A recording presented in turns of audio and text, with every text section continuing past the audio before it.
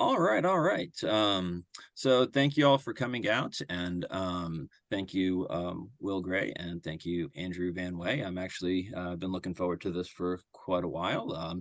In a couple of minutes here, we're going to start the reading, and it'll be a pretty simple program. Will's going to read from something that I think might be a bit of a surprise. I'll be reading a short stretch out of my novel Gallatak, and then Andrew Van Wey will be reading from Light of the Dead Stars. Yes, thank you. And then after that, we'll do a brief Q&A. One thing I wanted to mention, though, is part of the reason I decided to do a reading series is, especially out in the world of indie writing and indie magazines, I think we all know just how difficult it can be to to get the word out about things. And part of what makes that work is creating items that form news for people to share and talk about. And sometimes it's going to be like a reading event, and sometimes those events can also sort of help spread awareness about various different things. And so one thing I wanted to mention today really quickly, I spent a lot of time submitting short stories to magazines and trying to get material out that way, because there's such a fabulous community surrounding that. In fact, some of what brought me to Wicked House was work I was doing and people I was meeting through a magazine called The Dread Machine. And through there, I got to know a whole bunch of dark speculative fiction magazines. And one of them, a personal favorite of mine, I'm going to hold up real quick. It's called Fusion Fragments. They're a wonderful magazine out of Canada, and they put together a really high quality product. In fact, I'll just kind of flip through. You'll see it's like full page, a lot of color, there's color on the pages, there's illustrations in there as well. And one of the things that I actually saw today, and this is why I thought to mention it, is they put out a call on Twitter that this is their most recent issue, is like their most downloaded issue. It's been by far their most read, a lot of page visits, that kind of stuff. But, at the end of the day, the yearly cost for a 5-issue, 8-author magazine is $12,500. And right now they're probably losing about $10,000 a year or more. So like in this case, I want to mention that, encourage folk to check out Fusion Fragment and, subscribe to it, because that's what keeps these magazines alive. But also, just to let everyone know, if you see some of these really great magazines that are putting out content that you really like, be sharing it. Spread the word on social media, put reviews wherever reviews will be taken for that kind of thing. But it's definitely something that it's always been important to me, especially as the editor of a small magazine myself. But I think as long as when the community thrives, we all thrive. And it brings us great content. It brings authors great outlets for their work. So yeah, that's my little spiel. And so from there, I want to take a moment to say that our first reader is the outstanding William Gray. I know Will had a book out before he came onto my radar. I was The Man Behind the Curtain. Did I get that right? Man Behind the Door. Man Behind the Door. Thank you. And then, of course, I've discovered Will through his book, The Devil Within Us All, which, if you've not checked it out, it is an absolutely fantastic book. Honestly, give that first chapter a read, and if that first chapter has not hooked you, I don't know what to tell you, and I don't know what's going to get your attention. But yeah, Will's been absolutely fabulous, and I'm really excited to hear what he's going to present tonight. So without further ado, William Gray. Thank you, Andrew. Great introduction, and thank you for the kind words about the novel. Sorry to disappoint everybody. If you're looking to hear that first chapter tonight, you're not going to hear it. The promo for this reading has shown The Devil Within Us All across the board, but I decided to do something a little different and surprise everyone. So I'm actually going to read the prologue and first chapter of my upcoming novel, Our Father's Burden. Has not even been edited by a professional yet, so bear with me. I think it's in pretty good shape after a couple readings, but I really wanted to share it with you guys and give you something new to chew on, and I really just want to get it out in the world because I'm really proud of this novel. And so to tell you a little bit about the novel, it is very much akin to my first one, which is very family cycle centric. Our Father's Burden follows the tale of 5 sons who decide to carry on the tradition of the annual camping trip that their fathers tried to take them on, and they eventually fell off of. After a tragedy, these 5 men end up following their father's wishes, and what they find up on the mountain is not at all what they expected. So, without further ado, here is Our Father's Burden, read on my iPhone. Prologue. Harry awoke to the sound of his own screaming. He'd seen its long, monstrous arms reaching out from under the bed long before he'd been able to let it loose. It was like having to burp, but it just wouldn't come, only instead of gas, it was terror. His father came crashing into the room first, followed by his mother. Don Denman looked down at his son with wide eyes. There wasn't a trace of grogginess to them as he searched the dark recesses of his son's room. His mother spoke first. "Honey, are you all right?" Lenora came to Harry and enveloped him in her embrace. He hadn't realized he was crying until she wrapped her arms around him. Now it was all he could think about. Monster. Lenora's eyes softened. Harry. The lights came on, blinding both of them. Harry blinked the spots away from his vision as Don opened his closet door and looked inside. After a few moments, he seemed content with his findings and closed it. "Where'd you see it?" Harry's eyes darted to the floor beside his bed. Following his gaze, Don knelt on the floor and got down on his hands. Harry held his breath as his father searched. The feeling of his mother's hands rubbing his back did little to soothe his anxiety. As much love as he had for her, Lenora had no power where monsters were concerned. Only his father was big enough to deal with those. "Nothing," Don finally said, rising up and rubbing his hands together as if they were dirty. "No monsters." Harry let out a shaky breath. Lenora handed him Theo, the stuffed bear he'd had since he was little. "It's okay, Harry. I mean it. There's nothing to be afraid of. There's no such thing as monsters." Nodding, Harry wiped away the tears on his sleeve. He did feel a little better. Surely his parents wouldn't lie to him, and his father had checked under the bed. There had been nothing there. Still. His mother was already through the door, his father right behind her, when Harry spoke again. "Dad?" "Yeah, little man?" "Are monsters real?" Harry asked. His father hesitated at the door, as if considering the answer to the question. He turned back to look at Harry, and his face unreadable. "Of course not, son. Of course not." With that, Don Denman turned the lights back off and closed the door behind him. Chapter 1. As he stood next to his father's casket, Harry Denman recalled the night that his father stood in his doorway. There were many years between that night and this one, but the memory was strikingly clear as he looked at Don Denman's pale, made-up face. "The trip, Harry. It's almost that time again." Harry felt his hands tighten into fists at the ghost of his father's voice. It haunted him in a way that the movies hadn't prepared him for. When he tried to sleep, when he turned off the TV, when the fucking coffee pot was silent, it waited for him. Around him, men and women paid their respects to a man Harry had distanced himself from for no reason better than that he could. "You know I can't, Dad. Maybe next year." His ears rang as he thought about the quiet buzz from the other end of the line.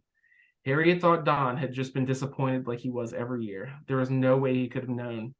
He felt a hand on his shoulder and turned to see his mother standing there. She looked as terrible as he felt. The dark bags under her eyes added years to her age. "How are you holding up, Mom?" Lenora tried to smile, but it was little more than pursing her lips. "I'm still standing, if that counts for anything. What about you?" "I'm holding up," Harry said, tugging at his tie. "This thing feels more like a noose than it does formal attire." The weight of what he'd said settled on the both of them. Harry looked away, feeling shame and guilt at the same time. "It's fine, honey. I know what you mean. I don't think I've seen you in a suit since." He didn't need her to finish the sentence to know what she was going to say.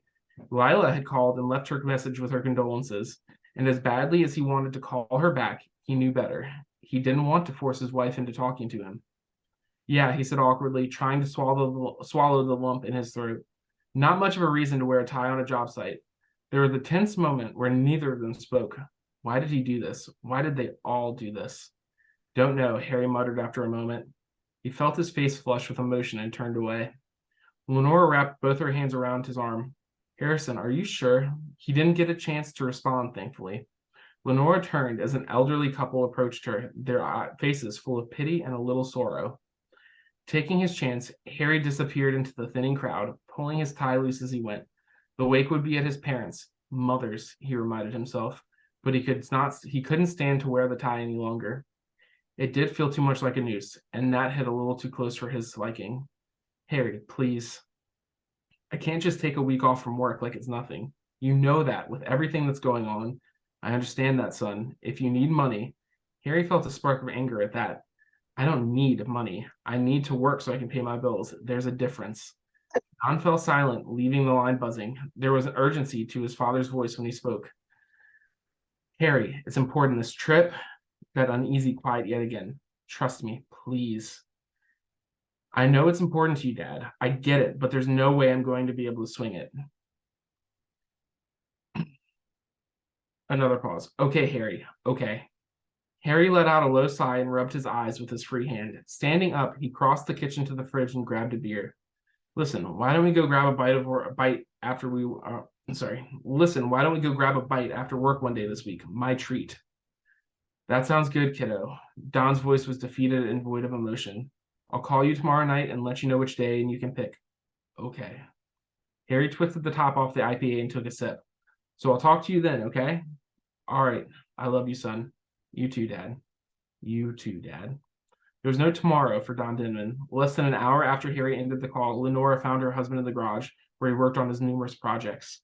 Harry was still amazed that they managed to cover up the rope burns and the bruising. Now, standing in the living room of the house where he'd grown up and his father had died, he felt a deep hurt that was unlike anything he'd ever experienced. He thought things were bad when Lila had left. His phone buzzed and he checked it. Dave, sorry, I couldn't be there. If you need to talk, just call. Harry shoved the phone in his pocket and went back to sipping the lukewarm Coke he grabbed from the kitchen counter. He had no desire to talk to Dave or any of the others, even though they knew exactly what he was going through.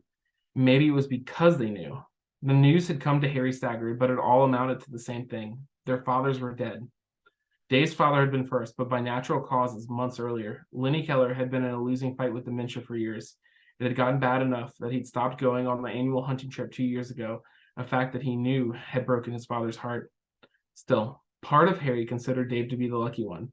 The others were like Harry. Lou, Bob, and Dennis had all lost their fathers over the course of the 48 hours preceding Don's demise.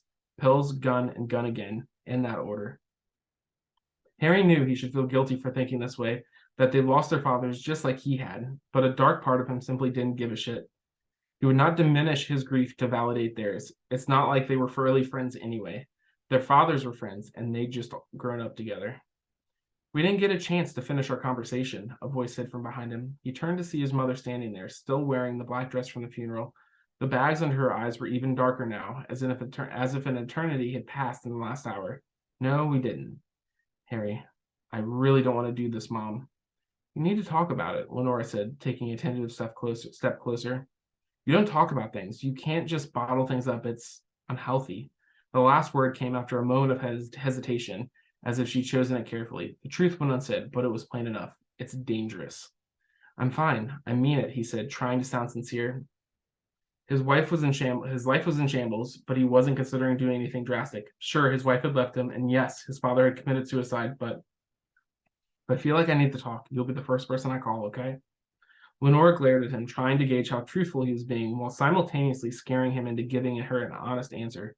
Finally, she gave a short nod. Listen, I've got a long drive ahead of me, Harry began, but the expression on his mother's face stopped him short. You aren't staying? Harry swallowed hard. Part of him wanted to lie, to give any lame excuse to get out of there, but he couldn't bring himself to do it. Not this time.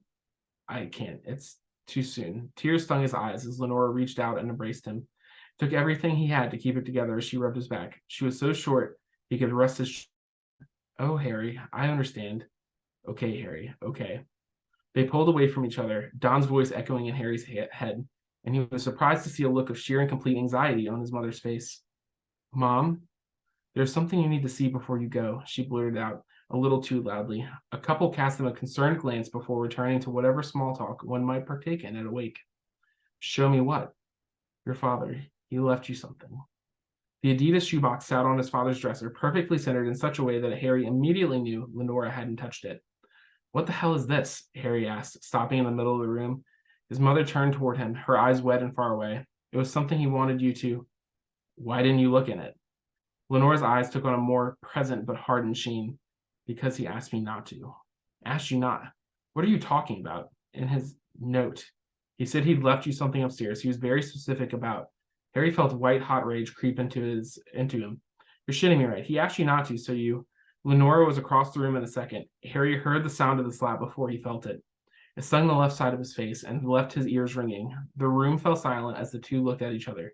You don't get to question it, Lenora finally said, her voice quivering with anger or grief, maybe both.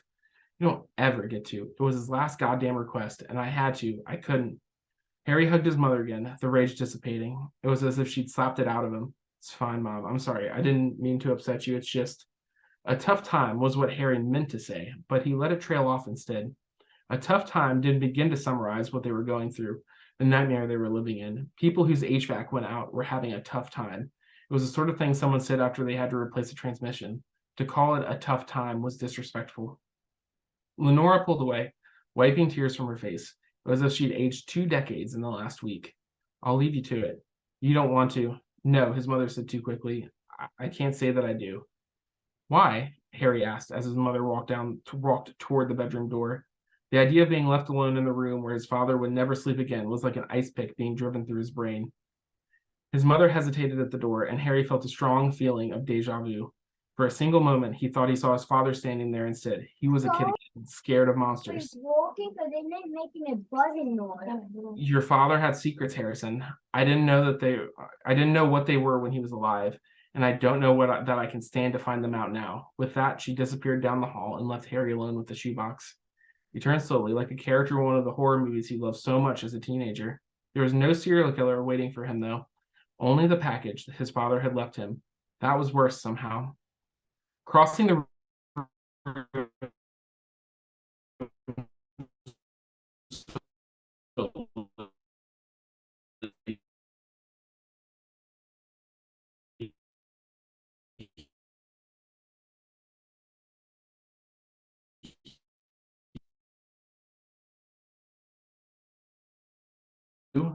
Dennis, Dave, Bob, and Harry.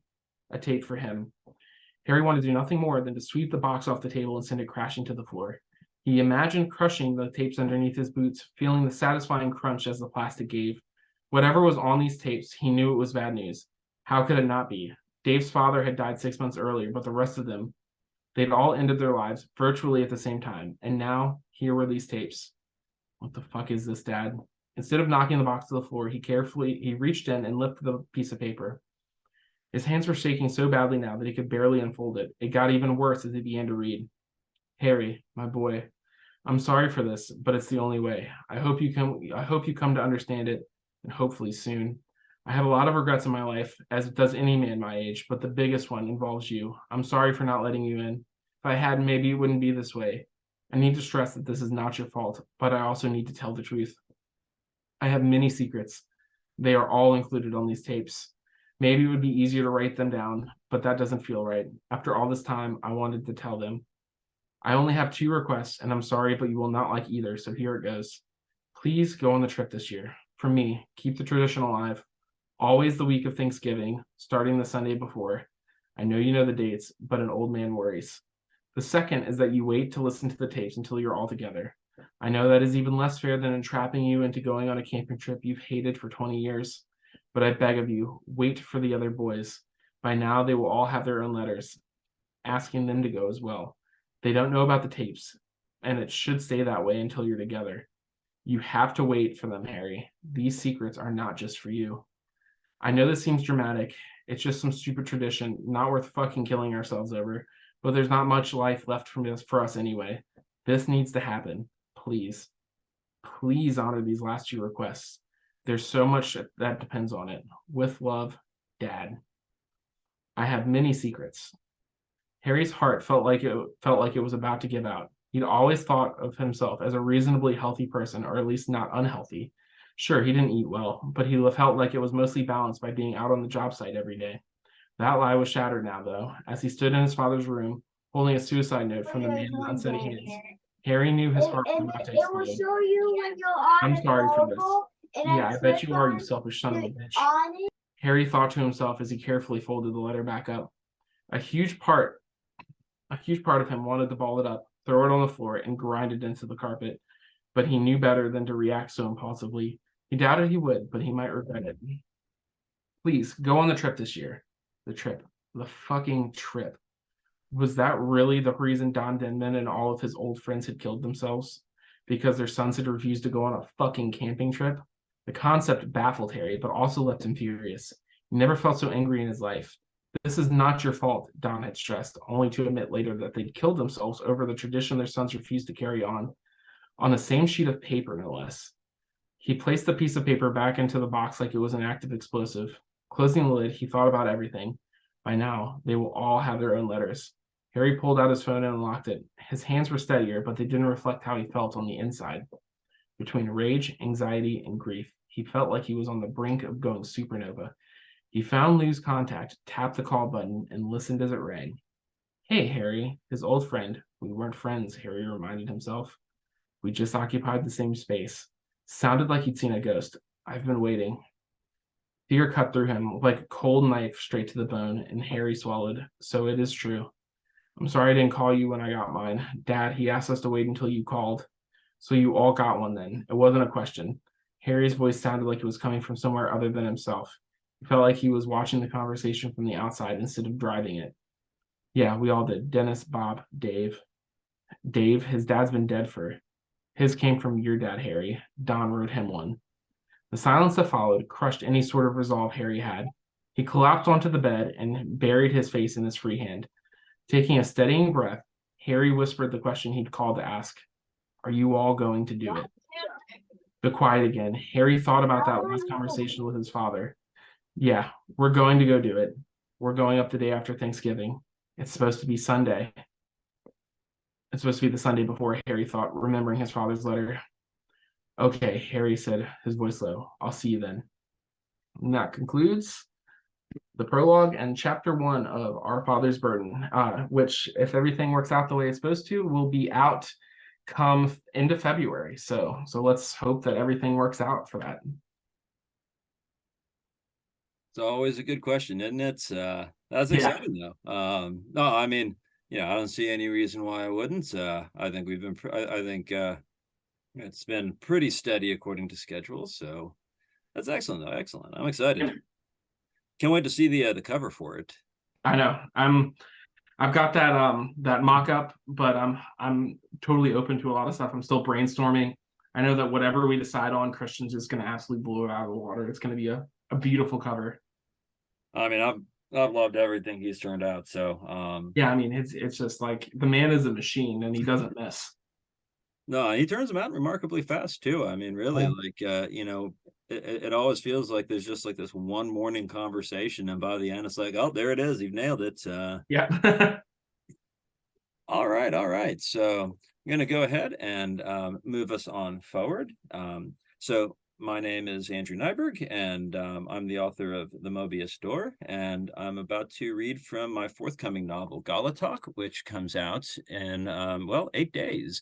I'm really excited about it. I feel like people have been responding really well to it. And one thing I decided to do is so I know it's really typical in a reading to read like the opening or something like that, but I'm actually not going to do that. I'm going to read from substantially further into the book because I mean, I love the opening and all, but sometimes you just want to read a scene from further in the book, and so I'm going to go ahead and read through a good chunk of one of my favorite chapters. It's actually chapter 13, and the long story short that brings us where we need to be. I think this scene works without a whole lot of context, but a couple of basics you need to know is this is the main group of characters' second day on the island of Albertaken, which houses the Galatalk prison. You all can hear me, right? Okay. Yeah, we're good. Yeah, just making sure. We had a sound check problem right before we started, and always nervous. But yeah. So the characters had their first foray into the prison, exploring some of the ruins, and all the no, they didn't find a whole lot of tangible stuff, but they found that nothing was as they expected it to be. That they'd been given a cover story, they'd been given some leading ideas about what to expect, and everything that they found has contradicted their what they anticipated. And one of the biggest developments at that point is that two of the survey members did not return from the first day's exploration. It was believed that they were stranded by a storm, but their whereabouts are unknown. And that brings us to this chapter. It's chapter 13, Horse Stalls, Moss, Clove, Hitch, and Stopper.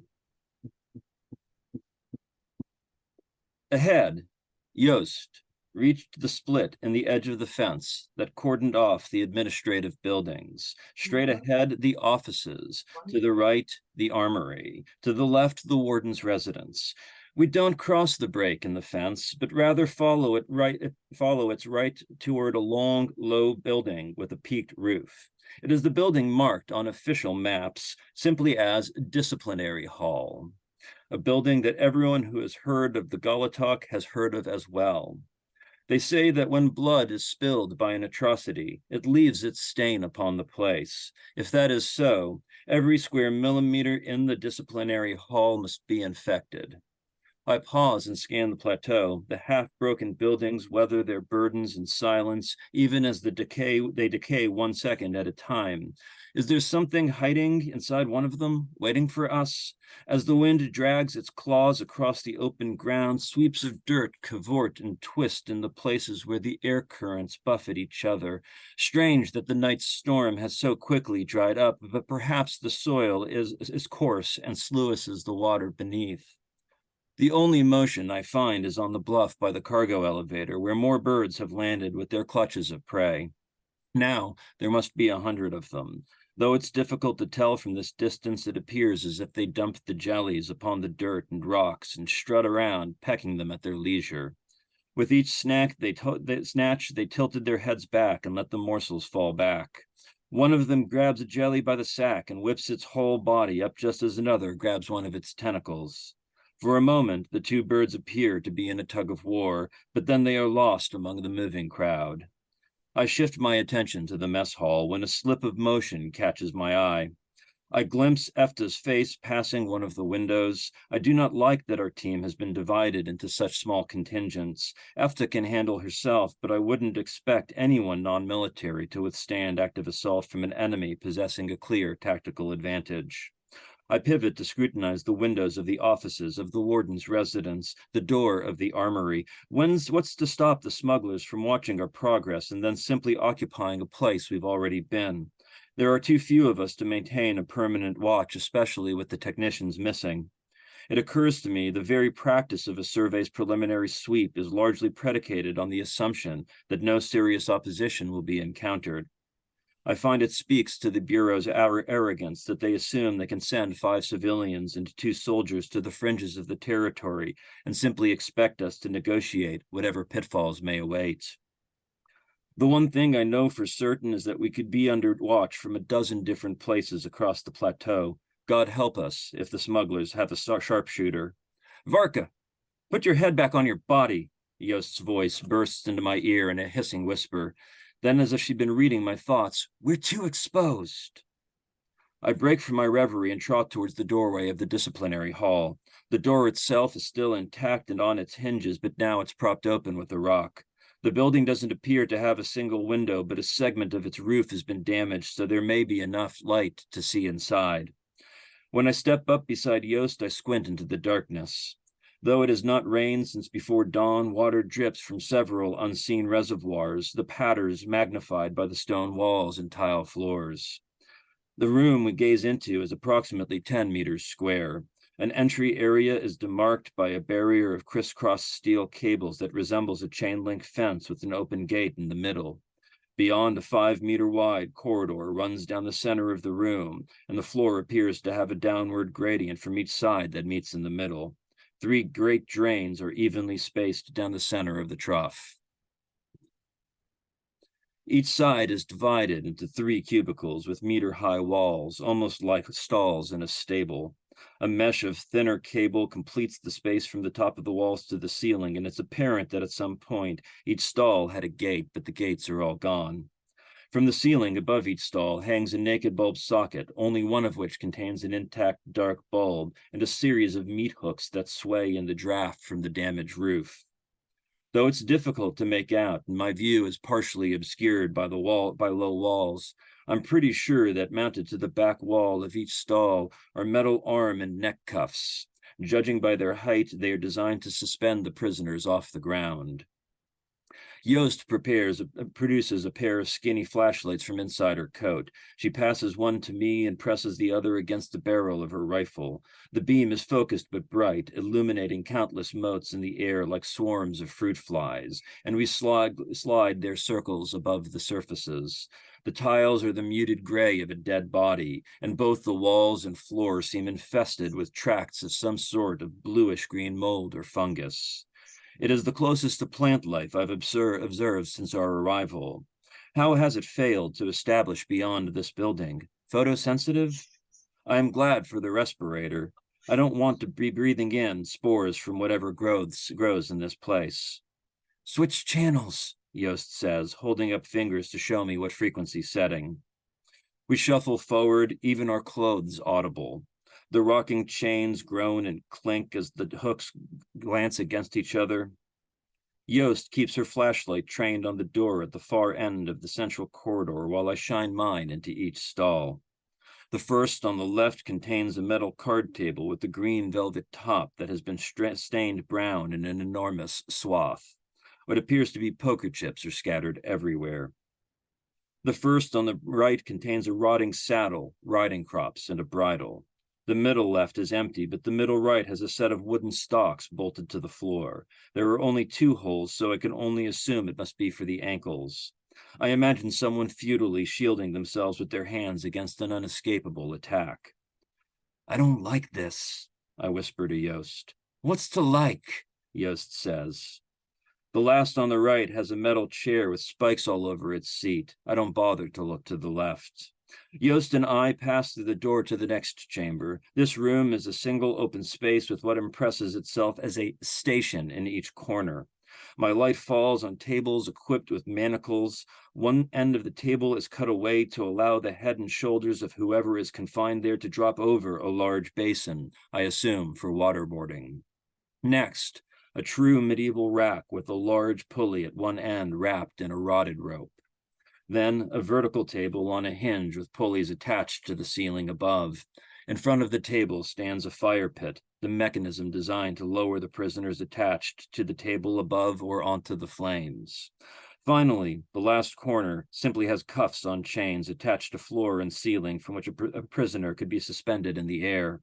All around lie an assortment of prods with cables that run to outlets on the wall. Despite the implications of pain and suffering behind each device, they are from the world before the war.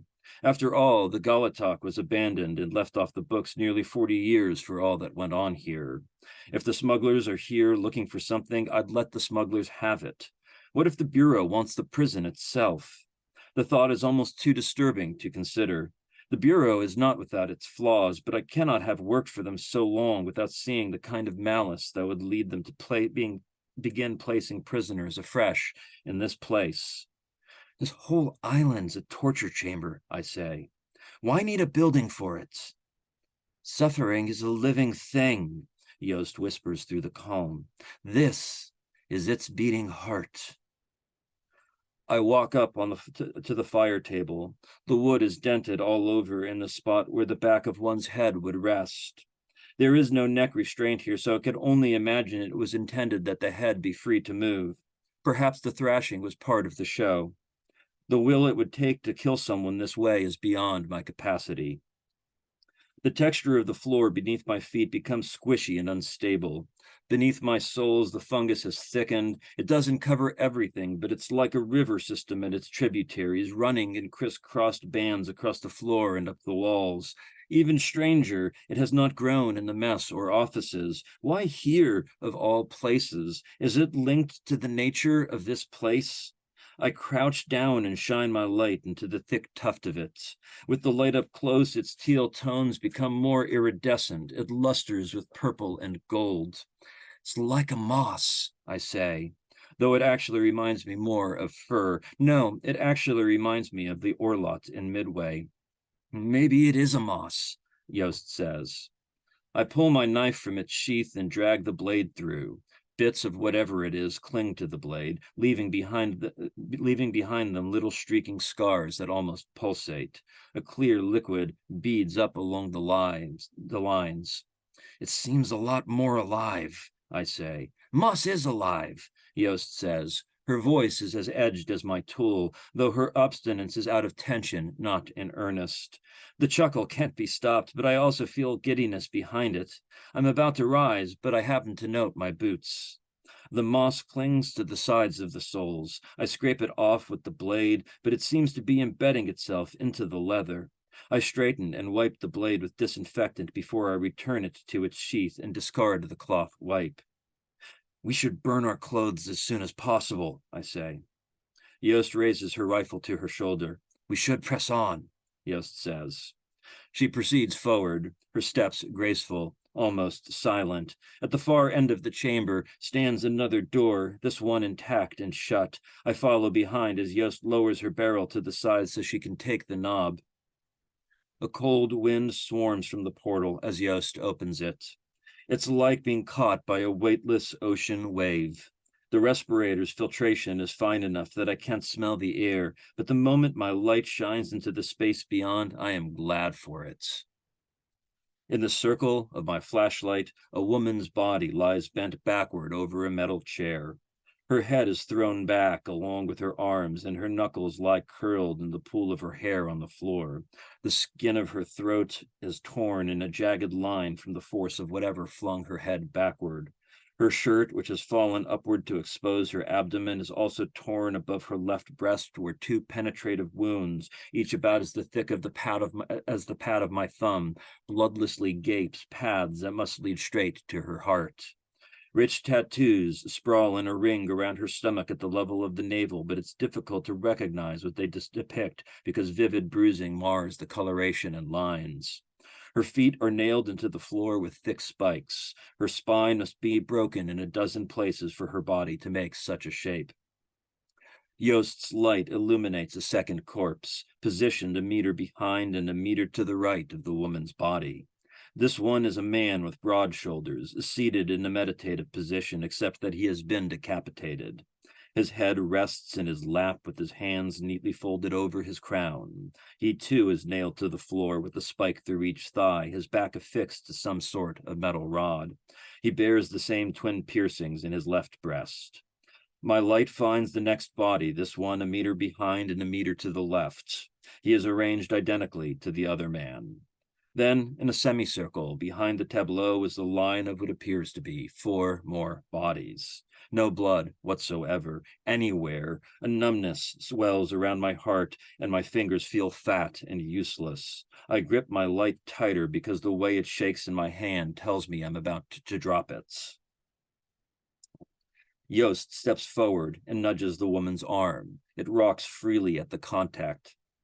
She's been freshly killed, Yost says. No rigor. Less than 3 hours, I say. They were killed while we were in the administrative block. Impossible, Yost says. That's 7 people dead. Yost sweeps her light and rifle barrel in a grim circle around the room, pausing at the doorway at the rear.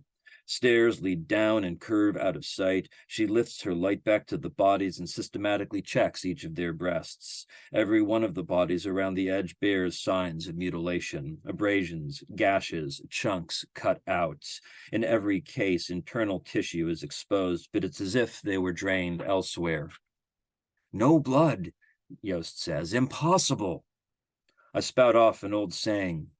If you see only impossible things, then maybe it's the possible things that can't happen. This isn't some damn committee meeting, Yost snaps. You don't torture and kill 7 people unheard by someone 100 meters away. Nausea roils in my stomach like a rock made of oil. I swallow hard. Vomiting in my respirator will be a disaster. Worse, it will force me to be exposed.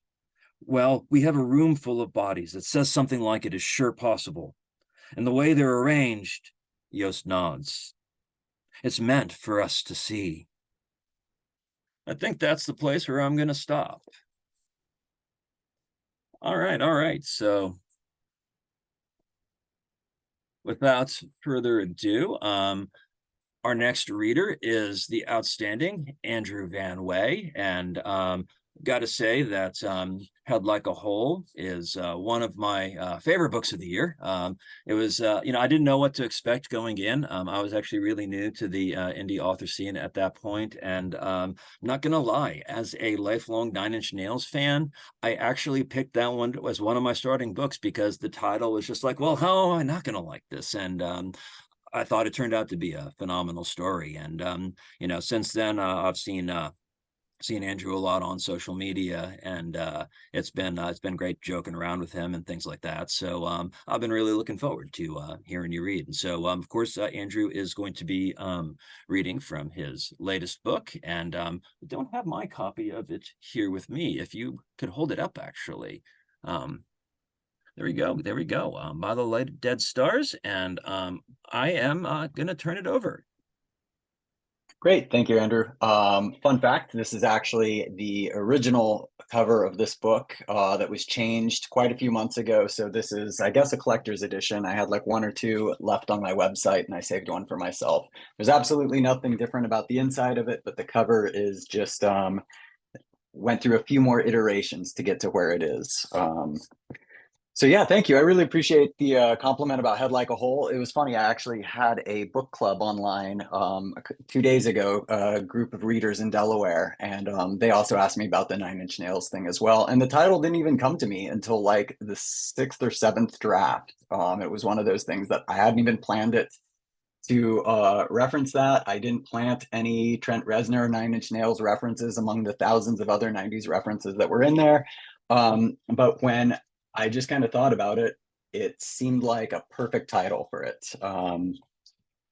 So my latest book is called By the Light of Dead Stars. It is a cosmic horror supernatural series meets coming of age. If you like It, Stranger Things, Kids on Bikes, that kind of thing, this is exactly that vibe. I think it's my most personal book. There's a lot of me in here. So if you do know me, you'll probably see a lot of me in here. If you don't know me, or if you haven't met me personally, you can get to know me through this book. One of the main characters is pretty much part of my id manifested in literary form. And it was one of the books that I think I've been the most vulnerable in. And it was a great delight to write it. I also have to give a shout out to Books of Horror. I found this great bookmark on Books of Horror the other day, actually maybe about a week ago, but it arrived here the other day. And so I've been using that lately. So I'm going to read probably the first chapter or the first two chapters, depending upon how long or short it takes me to get through them. So here we go. Chapter 1. As she opened her eyes, the first thing 13-year-old Zelda Ruiz noticed was the blood running up her arm.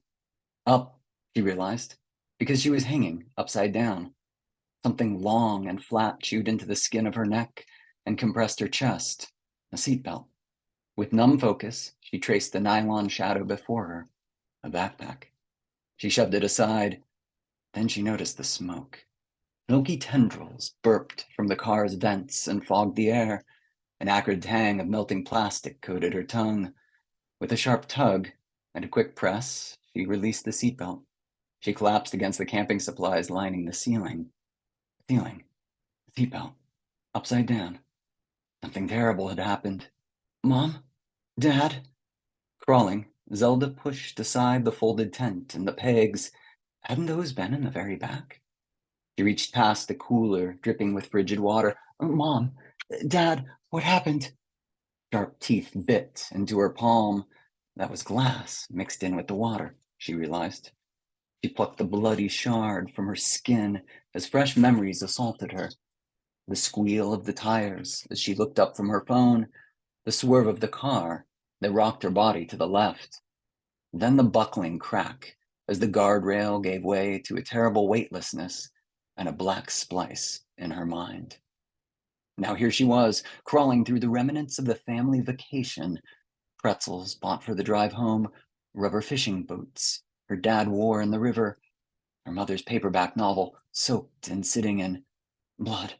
Oh God, blood speckled the pages.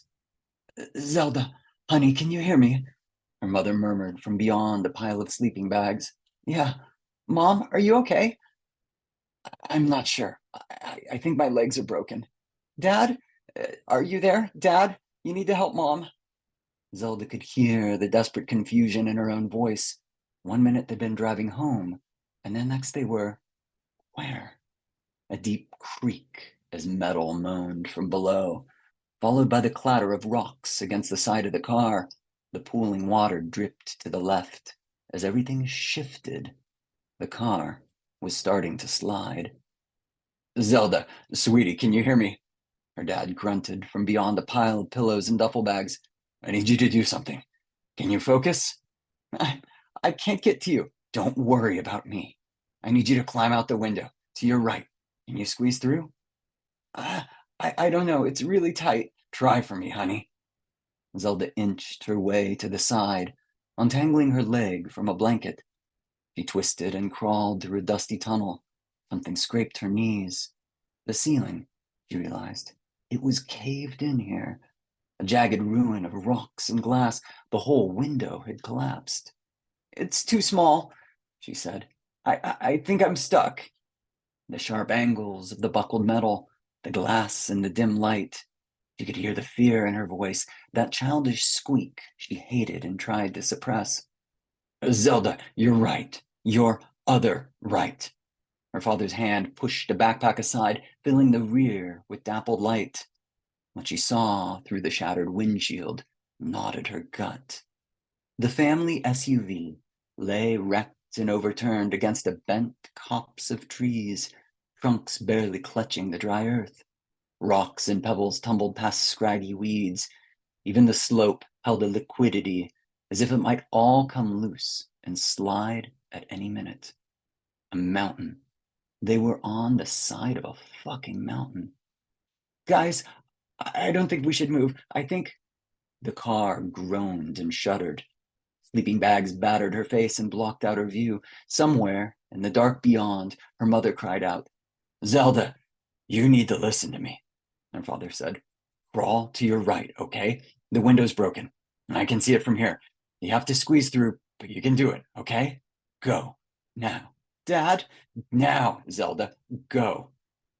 Zelda was scrawny for her age, all elbows and knees and gangly and awkward. But in this moment, her body moved swiftly, confidently, hands pushing aside camping gear and shoulders squeezing through the narrow gaps. Glass chewed her fingers, her arm. Something warm slid down her calf. She looked back to see her mother's hand touching her ankle. A beam of smoky light fell on her face, one eye swollen closed. You're the protector, Zelda, she whispered. You need to stay strong for us. A deep crunch as the car buckled and slid.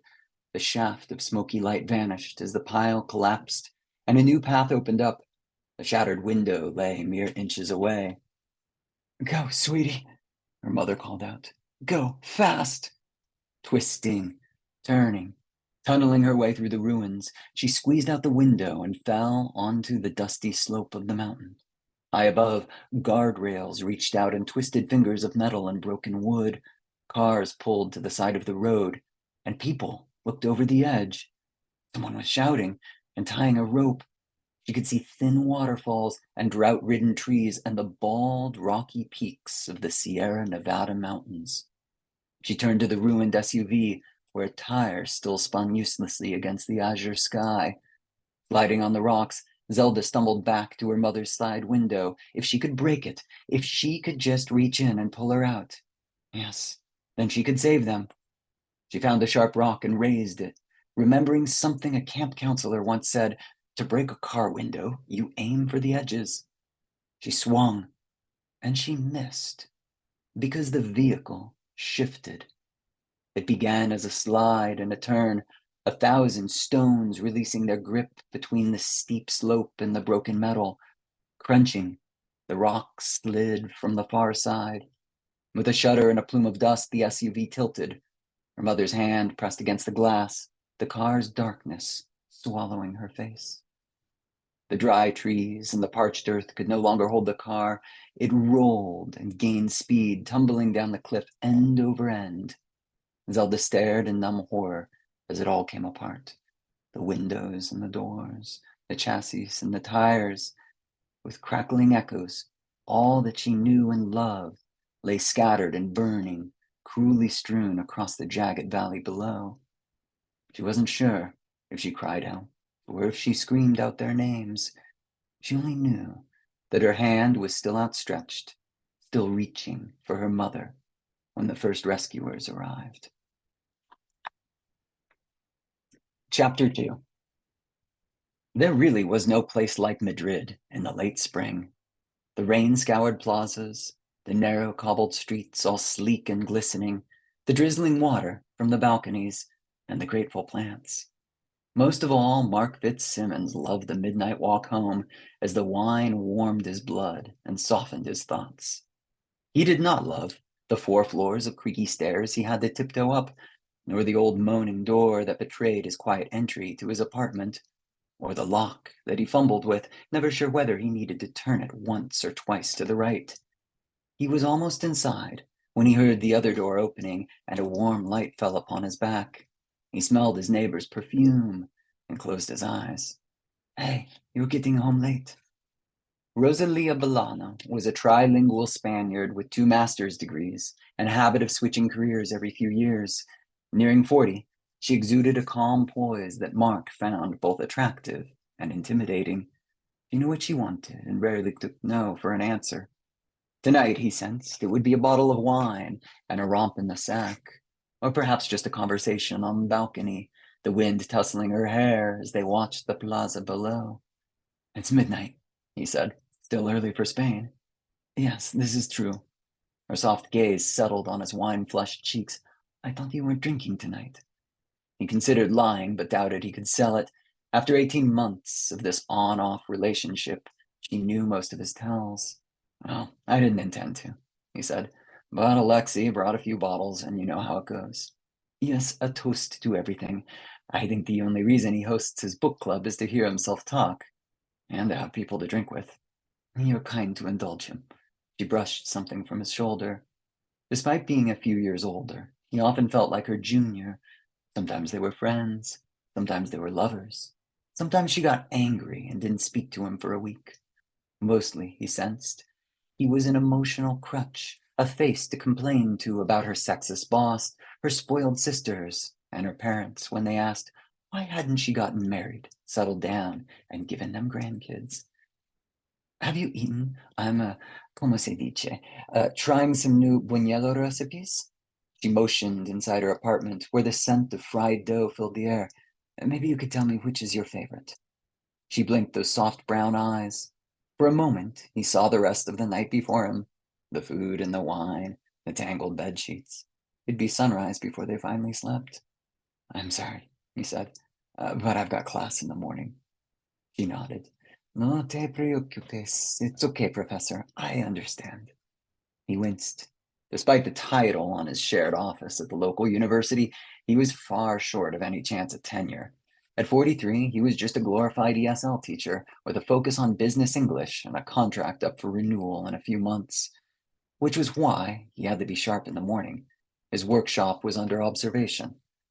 But here's an idea. A mischievous smirk tugged at her lips. I'll bring you some buñuelos, one of each. Mañana, you tell me your favorite. He could feel the wine softening his resolve. Yeah, sure, that sounds great. 15 minutos, I'll knock. And closed the door, knowing that she would do more than knock. She'd arrive with 2 glasses and an alcohol she insisted paired well with the buñuelos, and he'd let her in because you're scared of being alone, because you can't remember the last time you fell asleep sober. He brushed off the thoughts and tidied up his apartment. If this was to be their evening, he should present a good face. He dropped his phone on the charger and grabbed a beer from the fridge. Then he saw the woman in his tub. The bathroom lights were off, but her nude form was unmistakable. Bare shoulders lay beneath a curtain of dark hair. Her back curved as she leaned forward, shivering bumps where her spine met the steaming water. Mark froze, unsure of who she was and what to do. The Chinese dragon tattoo wound its way up the curve of her left shoulder, ending in a jagged mouth that had faded over nearly 2 decades. That tattoo. She was 17 when she got it. Their mother had been furious. That was his sister here in his bathtub. And he was wrong about the water. It wasn't steaming. She was. Maya? He hesitated at the door, studying her form in dark water. Ash coated the surface, a whole murky blanket. Maya, what are you doing her? She stared straight ahead, yet her eyes turned sidelong, zeroing in on him. Cinders glinted in her pupils, little smoldering coals of amber and orange. Mark, she needs you. Her voice was dry and gravelly, the words leaving her lips in dusty wisps. She's alone. She needs a lighthouse for the storm, and she's calling. Her skin, pebbles of glass, twinkled and mottled her flesh. Maya, it's okay, whatever it is, just let me get you a robe. She stirred in the tub, knees sinking beneath the ash. It's strange how warm the sea is. But you listen to me, Mark, please listen. I've seen it. I've seen it all. Her heart is an open wound, and they'll grow maggots inside. Don't let them put maggots in her heart. In whose?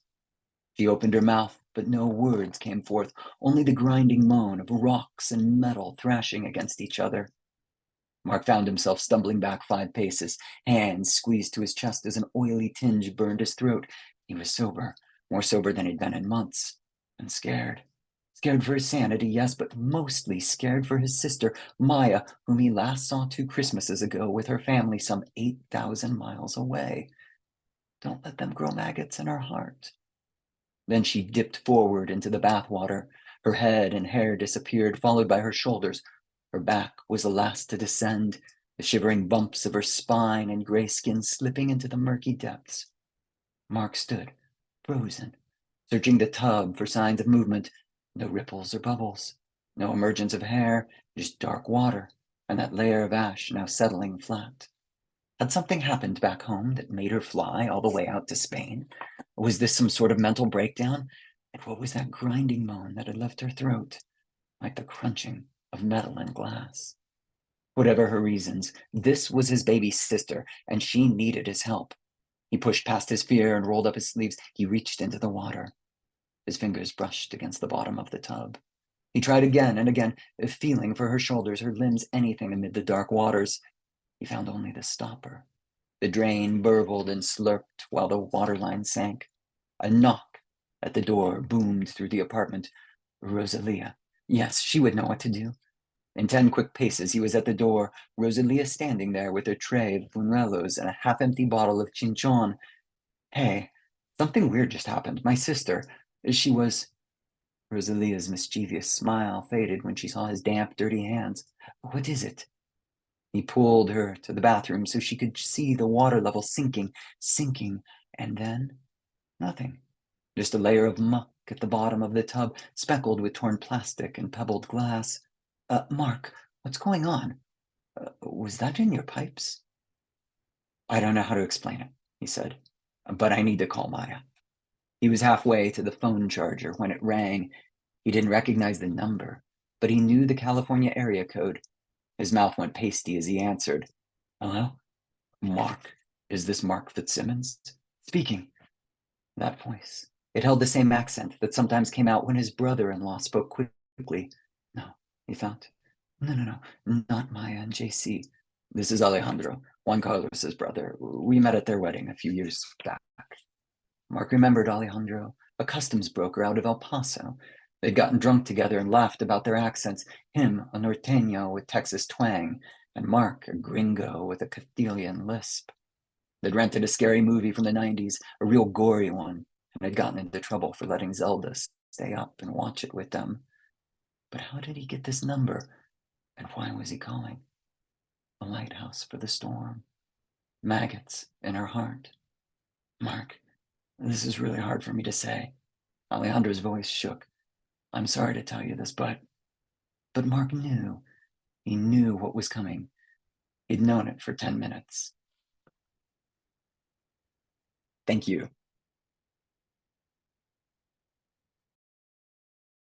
All right, that's absolutely fabulous. I actually have that book upstairs myself. It is the next on my TBR as soon as I finish reading The Graveyard Apartment. So I don't know if you've ever read that one, but I'm using it for a class right now. It's been loads of fun. So really quickly, before anything else, of course, I mentioned the, in a lot of the advertisements for the event that there is, in fact, a giveaway. I am offering a copy of Gauntlet signed. I'll have my author's copies here in probably either tomorrow or right after the weekend, and so I'll be able to mail it out at the latest at the beginning of next week. So I've actually numbered all of the members of the audience for this, and I'm going to go ahead and use a random number generator. And let's see, looks like Sean Flynn is getting a copy of Galatalk. Sean, if you could send me your email address down in the chat below.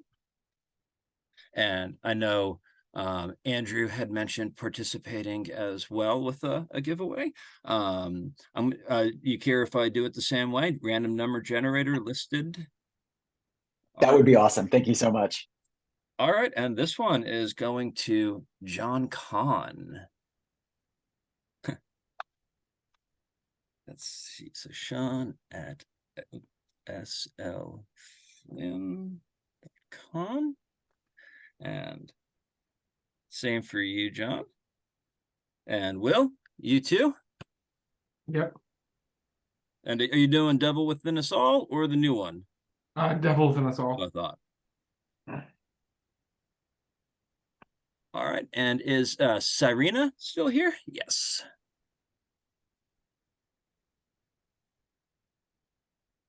And Cyrena, if you could also send your email address in the chat. All right, so as that all gets taken care of, I'll get that jotted down. Congratulations to the giveaway winners. And now we do have the Q&A portion, and just to get things rolling, two things. So in the past, I found it often works best just to have the questions tossed into the chat below, but I'm also perfectly fine with folk unmuting themselves. Otherwise, though, I did want to start with the question that I have for Andrew Van Wey, which is, where'd the interest in lighthouses begin? Oh, wow. That goes back further than my bong-addled brain can even comprehend. I've just always been fascinated by lighthouses. I think probably before my brain even came online and the neurons started making memories, they've just fascinated me.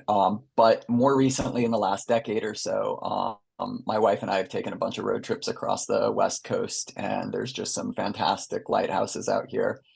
They're newer lighthouses than the older ones on the East Coast, but there's some great history with them. And I've just always wanted to, one day live in a lighthouse, and slowly maybe write my magnum opus in there and hopefully not go mad.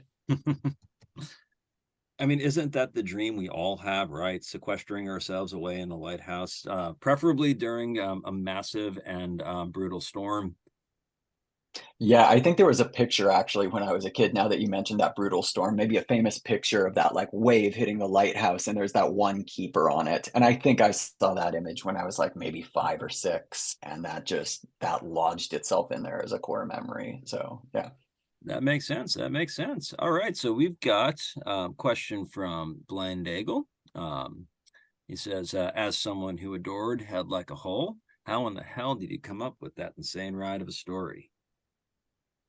Wow, great question. I asked myself that a lot. I did not know the story. I knew the ending. I knew a couple major beats of it, and each draft was a kind of iteration of it, until I got to the book that you read. I mean, you're a writer as well, so like a lot of times we have those signpost moments. I did know that it was going to be a complicated story. I knew that it was going to be told, that it was going to be a third person, multi-point of view, multi-tense story. It was going to ask a lot of the readers. I just made my peace with it that it was going to be a hard story.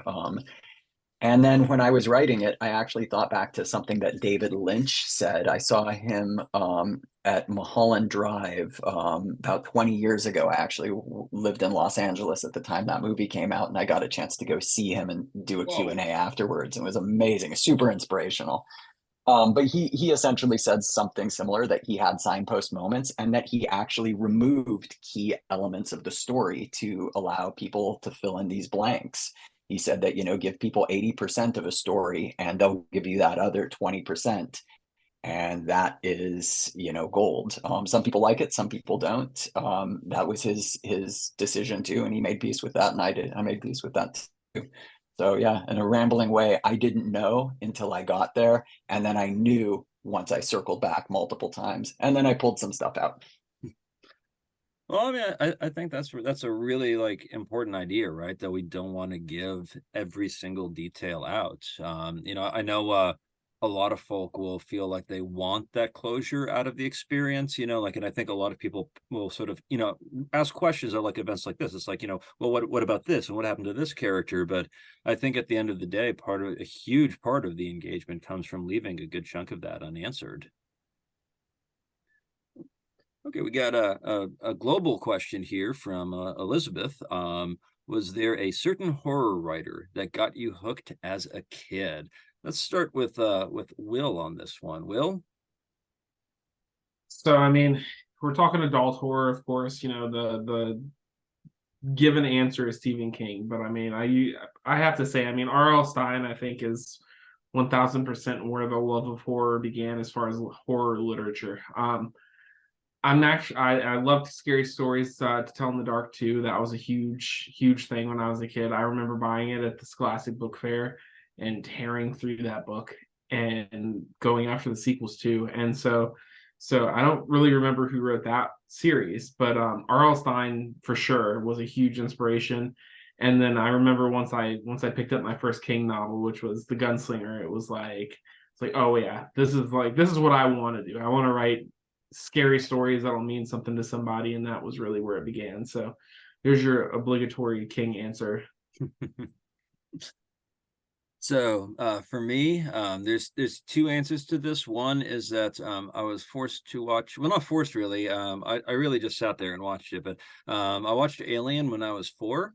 And that did have a pretty significant impact on me. I was actually absolutely terrified to go to sleep for a really long time because I was convinced that a face hugger would get into my room and climb onto my face while I slept. And so I had all sorts of countermeasures against this. But no, if I wanted to go to written stuff, the earliest thing that really I think influenced me was the book that taught me what it means when you find white desiccated vegetables around your house, and that is the absolutely glorious Bunnicula by James Howe and Deborah Howe. That's the first horror book I knowingly picked up, and I read it over and over and over. So yeah, Andrew. Yeah, huge hat tip to Bunnicula. And the title of the second one, I think it was called The Celery Stalks at Midnight. And how brilliant of a title is that? Oh yeah, I love that title. Yeah, Howlett A.M. was number 3. Yep, I loved it. I read those too. I was a little bit before R.L. Stine. I'm 43, so I think that he kind of came out and peaked around the time that I was in high school and thought I was maybe a little too cool for him, which is a real bummer because I actually went back and read him in like my 20s and it was amazing. For me, it was John Bellairs, who was kind of the 70s and 80s version of R.L. Stine. He wrote a bunch of books that were, well, the most famous one was The House with a Clock in Its Walls, which I think they made into a movie with Jack Black that was utterly forgettable. If I'm not mistaken, I never saw it. But he treated kids' stories like adult stories, and they were brilliant. They were illustrated by Edward Gorey. So they had these gorgeous, creepy Gothic illustrations. If you can find any of John Bellairs' books, I think they reprinted a bunch of them recently. They're a little dated. The prose is very, he grew up, I think, in Massachusetts and was really influenced by Lovecraft as well. You can really see a through line from like the Rhode Island Lovecraft, creepy lighthouses, old poems and stuff like that. So yeah, John Bellairs. And then of course, Stephen King, Pet Sematary. I read that at like age 10, plucked it off a buddy's mom's shelf, took it on a camping trip, and Zelda has been living rent-free in my head so much that I even named my main character after her. I wondered that. Yeah, I was 12 for Pet Cemetery, but that also was a very deeply impactful book as well. All right, all right. So I had a direct question up here about Galatok, specifically that it does, in fact, leave a lot of things unanswered. And am I planning a sequel or something more set in the same universe? And so it depends on what you mean by planning. So right now, I have a novel I'm wrapping up. And I have a second novel that I'm currently structuring. So, like, I do have the next two projects, and they're independent stories; they're standalone. But I do have two specific Galatok related kind of projects that I'm slowly building towards, because I take a long time to build towards a project. And so I usually have one project that's like my active drafting. I have one project that's usually in some stage of refinement, and then something in early planning stages. And so, like, right now I have two pieces. I'm trying to decide which one's going to flesh out more effectively. One of them is built around, it's actually more prequel territory. One of the things that gets referenced a lot in Galatok is what happens out at the quarries. And the quarries themselves actually have a pretty extensive history in my notes that none of it actually made it into the book. It was just a whole bunch of world building I'd done behind the scenes. And I have enough material there that I may want to flesh it out into either a longish short story or perhaps a novella. But I also do have the opening scene and a little bit of preliminary structuring for a direct sequel as well, considered. Though I will say, if a direct sequel occurs, it'll tackle the world from a different angle. So it would basically be something that Galatog kind of ends going this way. This one would kind of glance into it and then meet it down a ways, and so you'd see how things would come together. But it would feel like actually a different book set in the same world at the opening, and then you'd sort of realize they were that it was a continuation of the same story. So, Will, tell us a little bit about the origin of the new book. So I was coming. So for those of you that don't know, I wrote my first book, The Man Behind the Door and The Devil Within Us All, back to back in 2018 and 2019. Dug into the quarry trenches, got absolutely decimated in there, and just didn't know what to do from there. So I didn't write for probably a solid 2.5 years almost after that point. And I didn't really start writing again until my wife read Man Behind the Door and was like, you need to do something with this. It's a really incredible story. She read it in like 12 hours and basically was like, you need to do something with this. So I went back into the quarry trenches, ended up not finding anything. So I self-published The Man Behind the Door. And then I found Wicked House about 6 months after I self-published Man Behind the Door for Devil Within Us All. Right about the time that I started thinking about doing something with Devil Within Us All, I started work on a third novel. And I was trying to think of something that was more personal for me again, because Devil Within Us All wasn't really super personal for me in the way that Man Behind the Door was. Man Behind the Door is based on my dad in a lot of ways. Devil Within Us All was a complete knee-jerk reaction to the world we were living in 2019, all the horrible stuff we were seeing, the shitty ways people acted, that kind of deal. And so I was really inspired by that. But I really craved telling a story that had a lot of heart again. And so I was thinking about a lot of different things, and I settled on a novel about fathers and sons and camping trip. That was like the one thing that me and my dad shared consistently. That probably for about 5 years, I would always go on the camping trip with him, and a lot of my best memories with him are on that camping trip. But something that struck me as an adult looking back is that a lot of those guys were your typical blue collar guys. They've worked all their lives and they don't really know how to deal with things. They don't know how to communicate. A lot of stuff they just bottled up. And so I kind of wanted to tackle that sort of thing within a novel. And I wanted to tackle specifically mental illness among men of that demographic. And I decided to kind of make it a creature feature and make it like a really veiled metaphor of, you know, mental health stigma among men. You know, these men are hiding the secret, and they don't feel like they can ask for help because they don't believe they're going to be taken seriously. And so that's where the whole novel came about. And I started working on it, and it's so funny. I started working on it, and I was like, I don't know that this is it. Like, I didn't feel very confident about it when I was drafting it and coming up with ideas.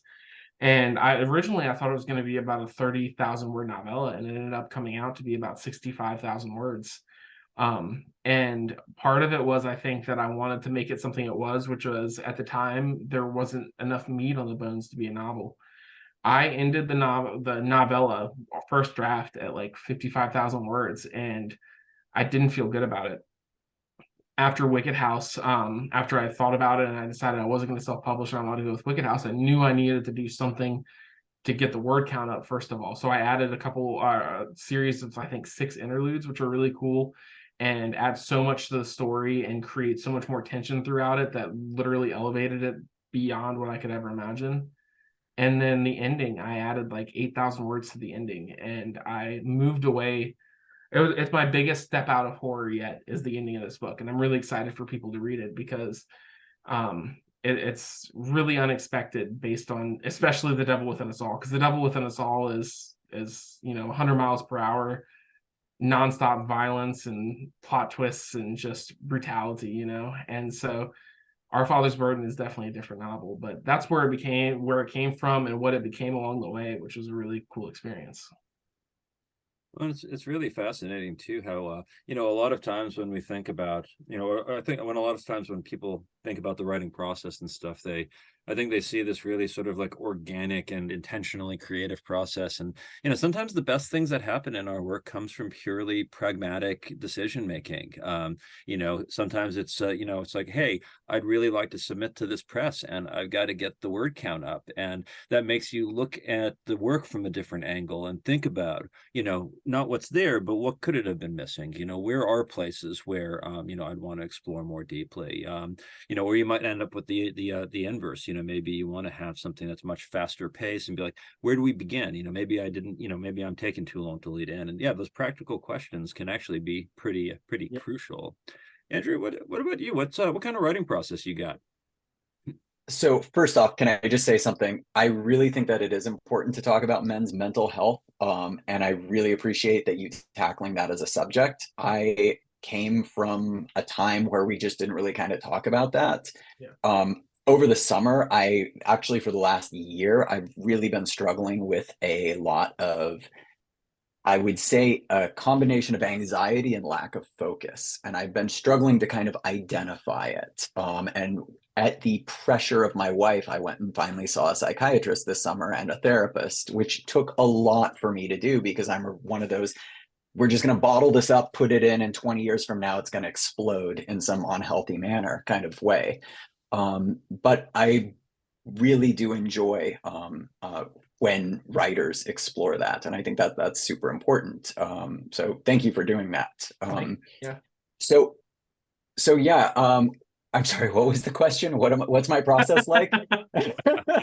It's absolute chaos. I saw that I write. Do you write by hand? I saw that, I right? do. I write all my first drafts longhand with a bunch of pens. I'm working on the 3rd book in the By the Light of Dead Stars and the Beyond the Lost Coast series right here.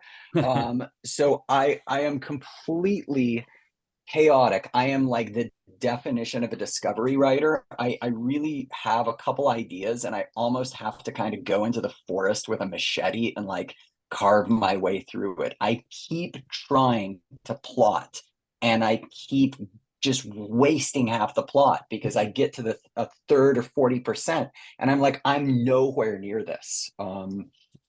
So I wish I could tell you that I had some suggestions. I am going to be trying to be much more of a plotter this next year, because I need to boost my productivity. I feel like I love my process. I really enjoy writing the first drafts, but I think Blake Crouch said with recursion that he keeps writing down wrong hallways and, dead dead, nerve endings and stuff like that. He needs to find all those cul-de-sacs before he knows which roads connect.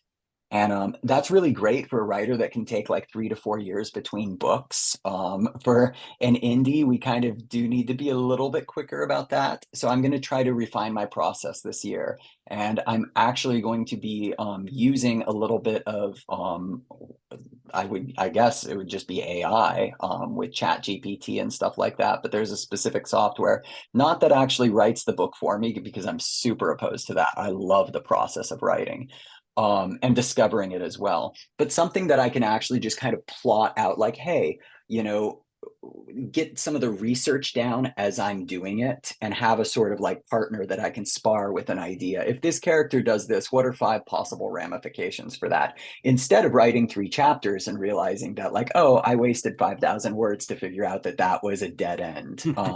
So I'm going to be exploring that. I'm technologically very neutral, but I recognize that we are kind of at a new point where there's going to be a lot of influence on writers, how they're going to use this tech and whatnot. And I don't want to use it ever to write a book for me, because I love that part of the process so much. But I would like to have what I guess could be emulated in like a TV writing room, or a collaboration.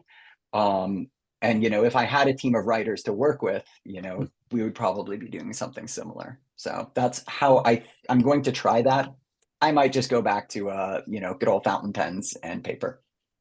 Well, I think you raise a really good point with that, though. At the same time, I mean, I know there's an impulse to, sort of run away screaming from AI related stuff, and I'm entirely along with you. Like I came into prose out of almost 18 years of publishing poetry, and my education is almost entirely in poetry. As my master's degree, my master of fine arts and stuff like that, it was all poetry. And so I mean, I love. So you're used to the fine high life and the caviar and Oh everything, yes, right? of course, of course. But no, I mean, but it comes from just a love of language. I mean, I really do love that line level of composition, and that's like, if there's anything in my writing process that I would never give up, it's actually that. That part of the creation is really important to me. But at the same time, I mean, when graphing calculators started coming out, I mean, people were decrying them as like the death of mathematics. That people would basically just rely on them. They would stop thinking and they'd stop building their skills. And I mean, the truth is, if it's used as a tool and not a replacement, I mean, it really can take somebody and augment their process in effective and substantial ways. I mean, what those ways are, it's kind of our task to figure out, to explore and kind of see how we can best incorporate them without compromising our craft. But the other truth of it too is that if we don't figure out what place these things need to have in the industry, I mean, we do run the risk also that just running away from them will allow other avenues to be dominated by them, and that is a different kind of problem as well. So yeah, I mean, it's that's in terms of just like using it as a sounding board for ideas. I mean, how different is that from at that point using it as an encyclopedia? A lot of them have some pretty solid research reservoirs in them, where you can just be like, name 3 lighthouses in Oregon, and it'll just spit out the list. And I mean, that's so much easier than getting on search engines and stuff like that and trying to figure out, I mean, and trying to be more pinpointed. But yeah, I mean, there is a lot to be said for that kind of quick reference. I agree completely. And that's generally one of the things that really kind of piqued my interest. Is there's, certain parts in this series where the history of this town goes back 200 years. And so I can ask Chat GPT or Claude or something like that, tell me the 5 senses that a fur trapper would have seen and experienced in the California Oregon border in 1825. And then it can give me this list, and that can be my point of further investigation. It doesn't write the chapter for me. I'm not interested in having it do that, but I'm interested in the smell of the moss that I might not have thought about, or the fact that there were these redwoods that were incredibly enormous and that have been completely cut down. What would those look like? I would I would spend an entire day at the library not writing, in order to find these avenues that would be potentially interesting. So if that can expedite my process a little bit, and to make it more interesting for the reader as well, I want the readers to be immersed in this. And you have to double check these references and stuff. But I was just, like we were talking about before, I was just at a week-long conference in Las Vegas, 1,800 indie writers. And if we think the big publishers, I mean, Penguin Random House, they're all in on AI. The minute they can get the Michael Crichton estate to let them scan all their books and press a button and Michael Crichton's now co-writing books again, they're going to be doing that. They're going to be testing that water. People are going to be outraged. People are going to be angry, but some people at the airport are going to buy it. Well, yeah, I mean, at the end of the day, that's the goal, right? It's going to be to sell books, and for the big houses, especially, I mean, they are facing, a lot of concerns about their return. I mean, we just recently saw that, that effort in Barnes and Noble to push indie publishers out, largely from pressure from the big five publishing houses who want their books featured prominently, and they're facing this problem where, a lot of people want the unique experiences they get from indie publishers. We have a lot more risk taking involved in our writing, I think, where I think, we see a lot more unique stories. That was actually one thing, it's one of the reasons why, Held Like a Whole stood out to me so well, honestly, was that it was structurally ambitious. It did have a really, unique sense of flow and progress and a lot of curious details to it that I thought, a regular publisher might balk at because it's not quite as market traditional. It doesn't have, it's not part of a character franchise. There's a lot of things that, that branding. Not yet. Yeah. But no, I mean, that whole branding movement where, there's like 5 authors whose names are starting to be co-writers on every single book cover, that steady reduction to every horror book is going to be a Stephen King book in 20 years, as long as we can figure out a way for that to happen. That's what we would definitely have to figure out how to work against, because I 100% agree that those big publishers, if it's going to make the money, even if it loses them a third of their audience, if it reduces their costs significantly, I mean, from the financial sheet standpoint, why wouldn't they? Yeah, they've already chopped the mid-list entirely. They've just basically got the authors that are getting, 4-figure advances. And then they've got the John Grishams of it. And that's their business model at the moment. I think there was in 2021, there was this like breakdown. I think it was from 2021, but it came out during the antitrust hearing with the merger over the last year, where basically they've just been 5% of their authors have been making 95% of their royalties. And those are either the big ones or the breakout ones that go viral. But that's not the case in the indie scene. Mark Dawson and I think it was Ally just commissioned a massive study that basically said the indie scene is actually growing and thriving. So it's a great time to be indie. And in horror, there's a lot of close reader communication that's absolutely wonderful. Oh, Andrew lost sound. Andrew. Uh-oh. Sound.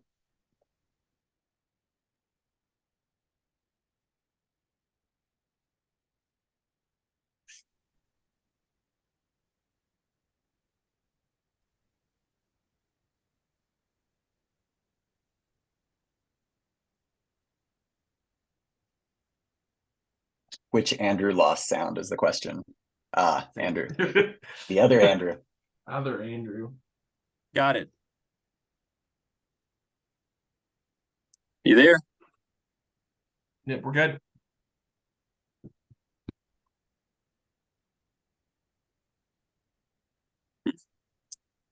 All right.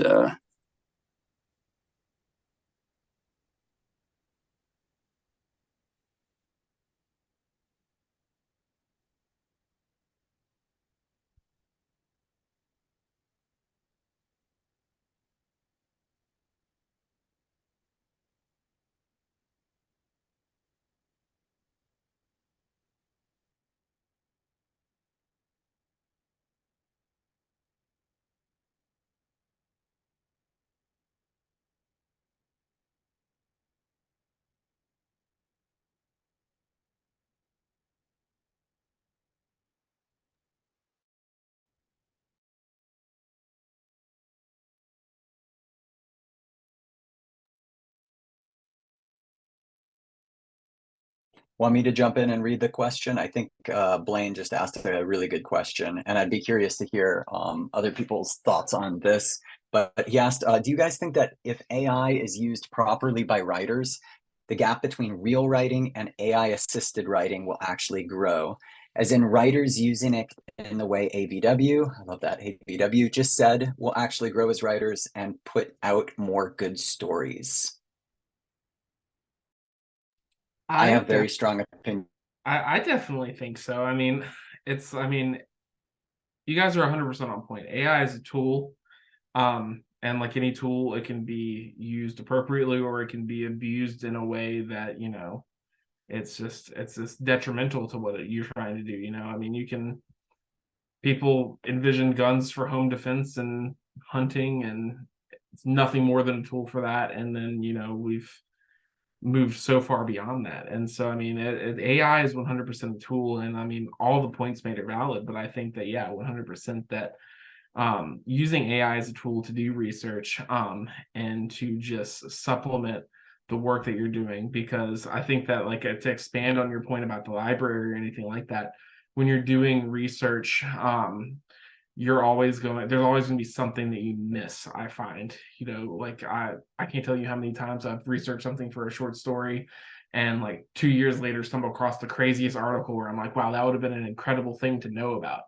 And I think that AI will help minimize that a little bit more, and elevate truly talented authors to a whole other level as far as what they're crafting. And AI will never, I firmly believe that, you know, AI will never be able to replicate like a truly great author's prose 1000%. I think that, you know, there's a lot of heart and soul that goes into word choice that they can't even do anything. Yeah, I agree. I think that it's very existentially frightening for a lot of us right now. I mean, I have been following this since about 2017 with GPT-1, and it's scary when you think that something could theoretically do your job with the push of a button. I mean, I was just entering my master's in fine arts of creative writing program around the time GPT-1 came out, and it absolutely horrified and scared me. And I wanted to put my head in the sand, and I wanted to be very angry about it, and I wanted to just deny that it happened. So I totally get when some authors, creators, whatever, hear about something like Chat GPT and it's now up to version 4 and whatnot, and they just say, absolutely not, no, 100%. And I get that. I totally understand. I've gone through that emotion too. And if that's how they want to land forever, that's a valid point. I think we should all be clear-eyed by it and at least try to figure out if we're going to incorporate it and how much we're comfortable. I agree that, like, the human element is always going to win out. We've had synthesizers. I mean, I remember, you know, in the 80s and the 90s, like the amount of sounds that you could create electronically with like the 303s and the 808s. It was absolutely astronomical compared to the, you know, cute little synths from the 60s and 70s that came before it. I mean, suddenly, like, you know, your Nintendo sounded so quaint when you had like 64-bit stuff that could have multiple voice tracks. And who needs a drummer? Who needs a guitarist? Who needs any of these people? But yet we still go and see these people. Or like auto tune as well. You know, you can always hit that perfect note, but we still go and listen to like actual people sing. So I think that's going to take some time for us to figure it out. At least that's me being probably a little too optimistic about humanity. No, still got nothing, Andrew.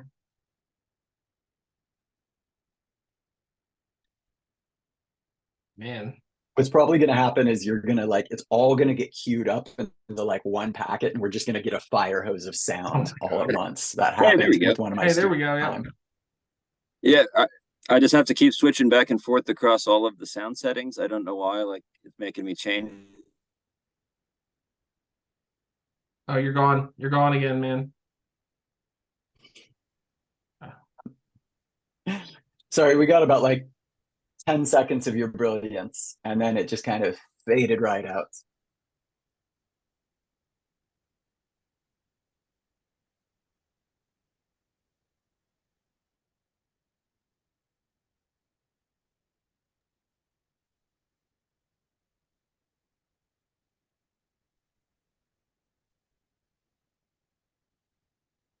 Try that one more time.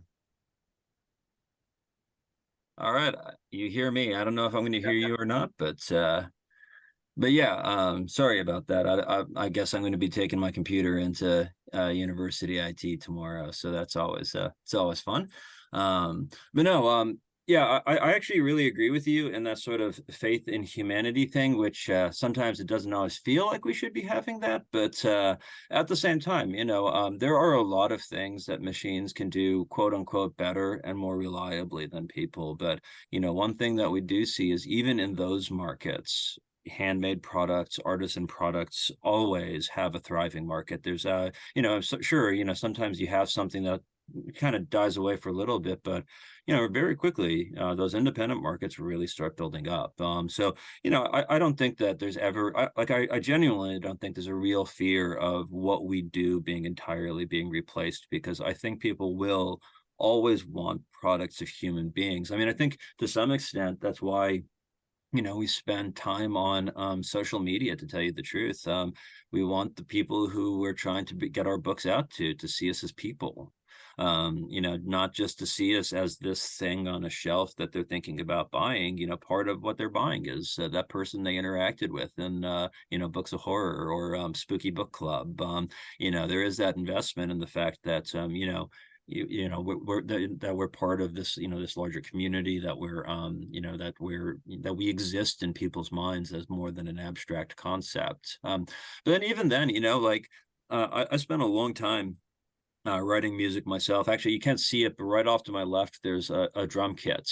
And there's a couple of guitars behind me as well. And I spent actually about 15 years using various different sequencing programs to program music. And I was really into it for a long time, and I got pretty nuanced in what I could do, but there was just no way to ever get it to really feel like a group of people playing together. Because it just no matter how much time and effort I put into it. So I also think there is going to be, I agree with William on this one too, that I think there is an element of just heart and soul, and our just honestly our general ability to put imperfections in everything we try to do perfectly, that I don't think will ever be fully replaceable.